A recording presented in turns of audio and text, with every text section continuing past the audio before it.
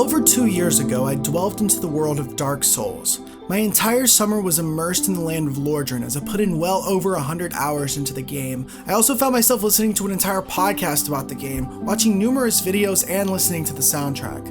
I found a new game that would be in my top 10. Unfortunately, when talking about Dark Souls to the everyday person, you'll notice that when mentioning the game, the first thing that comes up is its difficulty. Dark Souls is hard. But it's really not that difficult. And no, I'm not saying that the game is easy either. I'm saying that Dark Souls is a challenge, but a very fair challenge. Once you start to understand the game's mechanics more, you'll find yourself tackling some of the hardest challenges and succeeding. The difficulty with Dark Souls mainly lies when starting the game for the first time.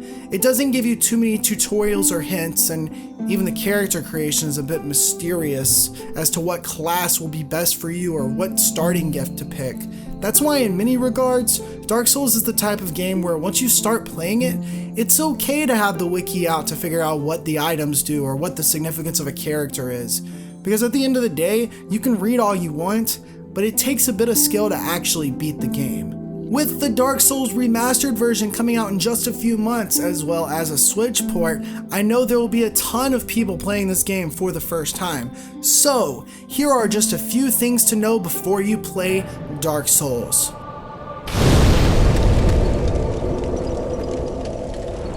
Also, while these tips will help you when starting out, I challenge you to go into this game without thinking about the difficulty. Yes, you'll die a few times. Yes, there will be challenges that are going to test your patience. But Dark Souls is a great game for more than just the difficulty. It's got a wonderful atmosphere, a killer soundtrack, amazing voice acting, lore that is convoluted yet incredibly interesting once you learn new things. Dark Souls isn't just a game, it really is an experience. And I hope that you're able to enjoy this experience as much as I have. When you start off Dark Souls, the first thing you're greeted by is the character creation screen. Here you're going to see your starting stats, your starting class, and your starting gift. So let's begin with that. Your starting class does not matter. While it does determine your initial stats, level, and starting items, you can eventually find every spell and every item throughout the game. So if you want to start off as a knight with a sword and shield, but find out later that you'd rather be a sorcerer, you can do that. The only class that really gives you any kind of early reward is pyromancy. If you know you want to shoot fire out of your hands, then go ahead and choose this class, because it will be a while before you can unlock those items in the game. Your starting gift, much like your starting class, really does not matter either, unless you want a couple of early bonuses. The first useful gift is the Master Key. If you want to skip a big chunk of the area of Blighttown, which is an area that most people hate, the Master Key is the way to go. But even if you get there early, the boss of this area is incredibly tanky, and if you haven't leveled up your vitality stat as much, which is your HP, this boss will one-hit kill you with an AoE attack. Also, with the Master Key, you can skip the entire first area of the game, but it's not recommended if this is your first playthrough because the first main boss of the game will give you the chance to level up before you tackle the next, slightly more difficult boss. The Divine Blessing gives you 3 consumables that fully restores your HP and clears any negative status effects. You can pick this if you want some extra healing items early on. The Black Fire Bomb gives you 10 throwable bombs that you can use to easily defeat the very first boss of the game and get a pretty sweet hammer early on. Though you won't be able to use this hammer until after your strength stats have been leveled up much more. The next item is Twin Humanities. This gives you 2 units of humanity, which also fully replenish your HP. Humanity is pretty easy to come by though, so there's no real reason to grab this unless you really want it. I'll also talk about humanity later on in the video because the game doesn't really tell you too much about it. The binoculars are the next gift and they're used to see things in the distant as binoculars do, but you can find these again very early in the game, so there's no reason to grab these. The next item is the pendant. If you get the pendant, it can be traded for an item that is used while you are in a covenant. If you join that particular covenant, you'll get plenty of those items anyways, so there's no reason to get this either. The Tiny Being's Ring is the next one, and it gives you a very small amount of HP. While it says that this will recover HP slowly, it doesn't actually regenerate your health like you would think, and you can find this ring later on in the game, so it's advised not to get it. And finally, the last gift that you can choose from is the Old Witch's Ring. It does nothing but allow you to be able to understand the words of an NPC much later on to join another covenant. This can also be found later on in the game, and you can technically still join that covenant without understanding what the NPC is saying. So the best item by far is the Master Key. Though if you don't care to skip any areas in the game, you'd be better off going for the Divine Blessings or the Black Fire Bombs. Once you start playing Dark Souls and you get ready to level up, there's going to be a ton of stats that you're going to see, and some are much more important than others.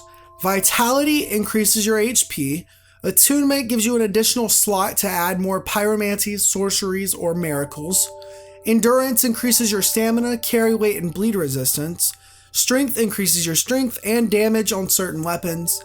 Dexterity increases your dexterity and damage on certain weapons, as well as the casting speed of pyromancy, sorceries, and miracles increase. Resistance increases your physical defense, fire defense, and poison resistance. Intelligence increases your intelligence and damage on certain weapons. Faith increases your faith and damage on certain weapons, along with an increase in magic defense. Humanity are consumables that you can find and be awarded throughout the game. When consumed, you get an increase in item discovery, all defenses, curse resistance, and damage on certain weapons. I'll talk about humanity more in a bit. Every time you level up, all of your defenses increase just a bit. When you're first playing Dark Souls, the best stats to increase up front are vitality and endurance. If you're using a melee weapon, strength and dexterity would be up next, depending on what your weapons of choice scale with. Each weapon will scale with some kind of stat. So with the melee weapons, some weapons will scale with strength while others will scale with dexterity.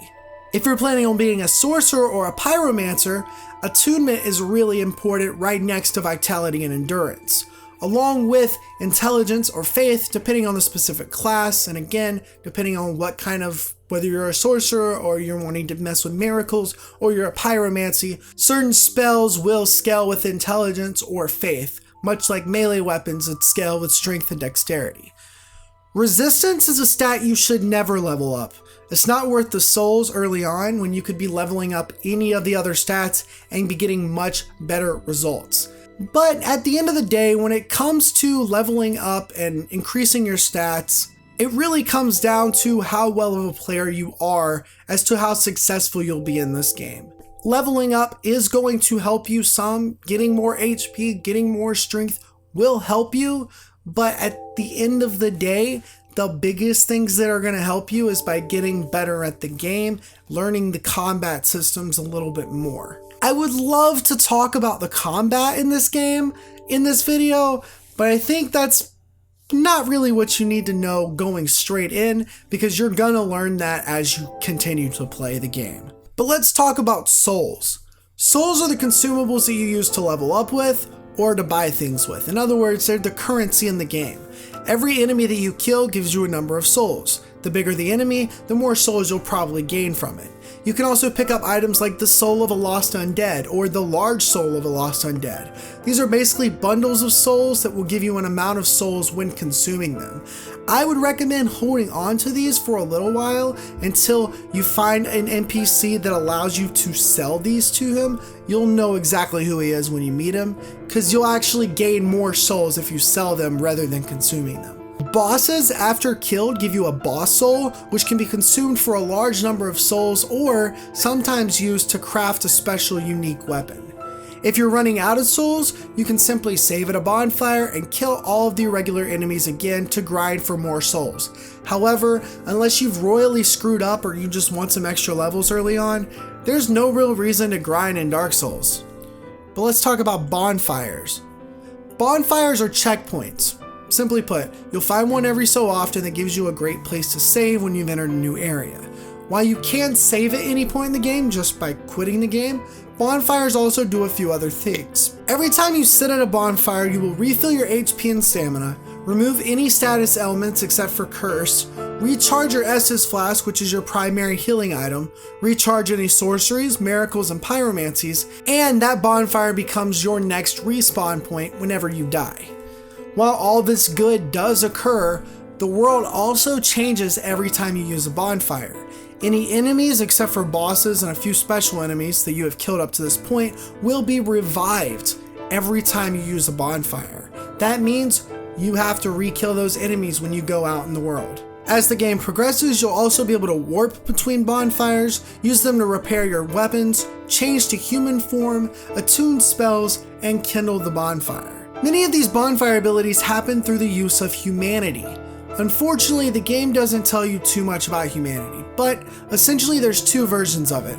There's the hard humanity, which can be found throughout the world and will be added to your consumables. And then there's the liquid humanity, which will be added to the counter at the top of your screen whenever you consume hard humanity. Sometimes you can gain humanity randomly from killing enemies, and a couple of merchants in the game also sell a few humanities. Humanity, when consumed, increases your resistance to certain things and increases your item discovery, much like I mentioned earlier in the video. However, once you go to a bonfire with this humanity, you can also turn from your undead state to your human form, which allows you to summon other players from around the world or certain NPCs to help you fight bosses. It also allows you to kindle and upgrade a bonfire to increase the number of times you can use your Estus Flask to heal. For the most part, you can play the game without ever touching humanity. Though if you ever want to get into the PvP aspect of Dark Souls, or ever get some help from a friend, humanity will be extremely important to you. Another big thing to know about Dark Souls is every time you die, you lose all of your souls and liquid humanity. They're not gone for good though. If you go back to the exact place you last died, you can pick them up again. This encourages you to learn from your past mistakes while showing that death really doesn't have many consequences in this game. However, if you die again before you pick up the souls you dropped, then those souls will be gone forever. And finally, the biggest tip of them all. You are going to die, but it'll be okay. You'll lose souls, you'll lose humanity, you might even lose a bit of sanity, but you'll be able to gain all of that back again in no time. Except for the sanity part. I still don't know how to regain that. At the end of the day, the most important thing to do when playing Dark Souls is to just have fun.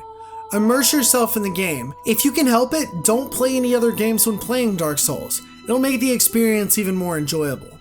And if you ever have any questions about the game, let me know in the comments. I'm not anywhere close to being a Dark Souls expert, but I do really love this game, and I'll help as much as I can. I hope that these tips will help you, and I hope that you enjoyed this video. If you want me to do more videos like this about other games, let me know in the comments. In the meantime, thank you so much for watching this video. Don't forget to rate, comment, subscribe if you enjoyed it, and until next time, I hope you guys have a great day. Goodbye.